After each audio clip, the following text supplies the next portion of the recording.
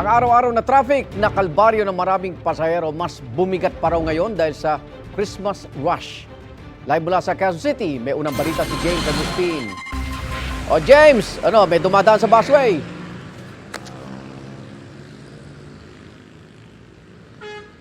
Good morning. Wala tayo ngayon sa busway. Nandito ngayon tayo sa Commonwealth Avenue sa Quezon City at marami-rami na yung mga pasahero na naghihintay na masasakyan ngayong umaga. Kanina inikutan natin yung area ng Litex bago mag-alas 6 ng umaga at marami na mga pasahero doon. Hindi pa naman punuan yung mga pampublikong sasakyan gaya ng mga air-conditioned bus, jeep at UB Express. May ilang ordinary buses naman na tayuan ng mga pasahero.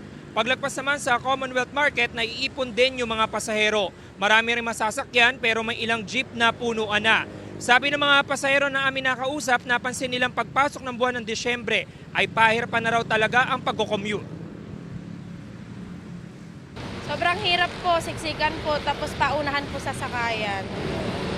Paano po start ginagawa mo? Mauuna ka po talaga sa sakayan, kaya kahit nakatayo ka na lang po. Para lang makapasok sa trabaho. Sobrang traffic. Lalo na pag tuwing Thursday and Friday, to my experience pag papunta sa work,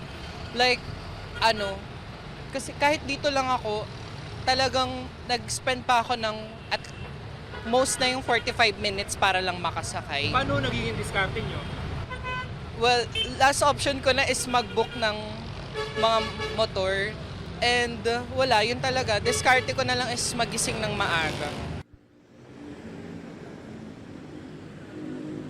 Samantala, Igan, ito yung sitwasyon dito sa Commonwealth Market. Paglagpas lamang po ito nung palengke, marami-rami yung mga pasahero na naghihintay na masasakyan. Kung tutusin, nabawasan na yan kanina, mas marami pa. May mga tao naman ng MMDA na nagmamando dito. Kanina po ay nakakaranas ng pagambon dito sa lugar, pero ngayon naman ay mas maayos na yung lagay ng panahon. Silipin naman po natin yung lagay ng trapiko dito sa Commonwealth Avenue. Nakikita ng mga kapuso natin ay westbound lane. Yung mga galing doon sa area ng Litex, bahagyan nag-eembudo lamang yung sasakyan hanggang makarating dito sa lugar. Doon naman po sa kabilang direction sa eastbound na papunta naman po sa area ng Fairview ay mas maluwag yung daloy ng mga sasakyan. Yan ang unang balita mula rito sa Quezon City. Ako po si James Agustin para sa GMA Integrated News.